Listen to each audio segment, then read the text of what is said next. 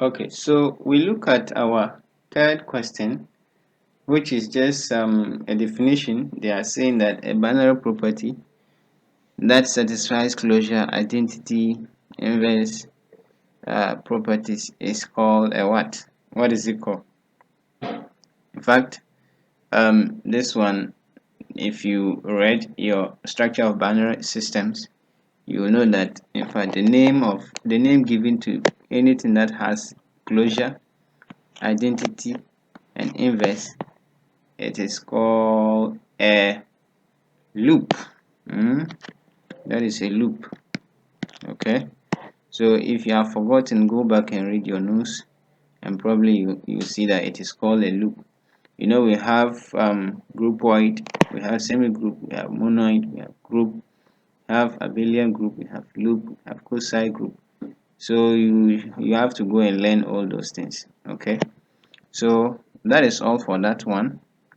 And then let's look at the next question here. And they say that what is the order of a pair of disjoint circles of lengths 4 and 6?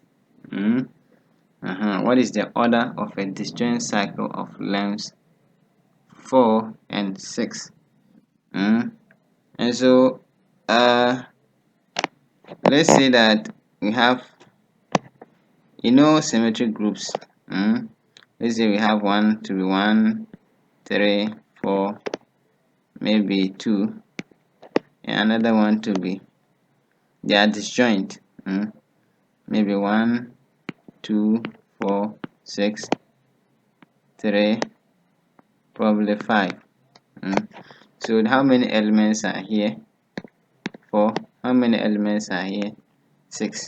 How do we find the order? Well, that is simple. We just find the LCM of the lengths.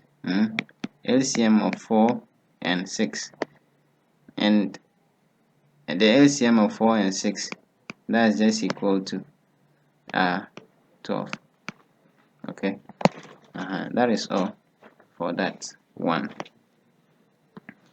We move on to the next question, which says that let n be a positive integer. If n is odd, what is an n cycle permutation? If n is odd, let n be a positive integer. If n is odd, what is an n cycle permutation? So they are saying that, let's say we have n to be odd. Let's say 1, 2, 3. This is odd. This number is odd. Or let's say that we have just maybe 2, 4, 5, 1. Well, they are not, these things are not here. Let's say 3. These are also odd elements. We want to know if n is odd, what is an n cycle permutation? So whenever this n is odd, that is even, because we can actually express this in two transpositions. If we want to transpose this, that will be 2. We can write it as 1, 2, and probably 2, 3. Okay, we just transpose it like that. And this one too, we can write it into 6, maybe 2, 4, maybe 4, 5, 5, 1,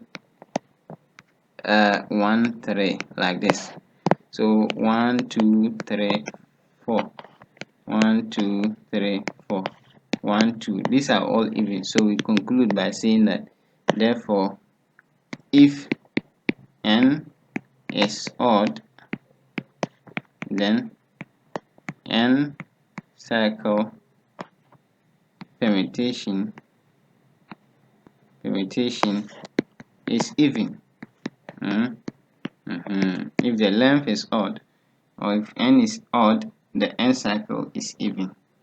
Okay, so and then let's go to the C question. It is saying that according to J.L. Lagrange, that's Joseph Louis Lagrange, that's a French mathematician. He's a 17th century mathematician. If you have not come across that name, he's the one. He's a very prominent mathematician during the 17th century or 18th, around those olden days. He has done a lot in maths. Now you are saying, according to him, what is the number of cosets of any normal group? Well, you should know what a normal group is. When we say a normal group, what is a normal group? Well, if the number of right cosets is equals to the number of left cosets, then we see that that particular group is a normal group. So if we find the cosets, the left ones, and they are equal to the right ones, then we say it's a normal group. So according to Joseph Louis Lagrange, the number of cosets